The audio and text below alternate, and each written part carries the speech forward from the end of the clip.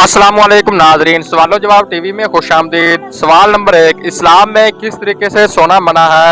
आपकी ऑप्शन है ए रात देर से, बी दाएं करवट, सी पेड़ के बल, या ऑप्शन डी बाएं करवट।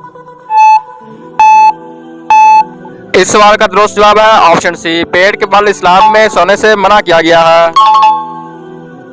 सवाल नंबर 2, हजूर पाक सल्लल्लाहु अलैहि वसल्लम सबसे ज्यादा कौन सी सब्जी पसंद फरमाते थे? आपकी ऑप्शन है ए आलू, बी भिंडी, सी पालक, या ऑप्शन डी कद्दू। इस सवाल का जवाब जानने से पहले मेरे चैनल को सब्सक्राइब और बेल आइकन को जरूर प्रेस करें। इस सवाल का दुरुस्त जवाब है ऑप्शन डी, आप हजूर पाक सल्लल्लाहु अलैहि वसल्लम सबसे ज्यादा कद्दू शरीफ सब्जी पसंद फरमाते थे। सवाल नंबर 3, क़यामत का आगाज किस मुल्क से होगा? आपकी ऑप्शन है ए पाकिस्तान, बी भारत, सी फलस्तीन, या ऑप्शन डी इसराइल।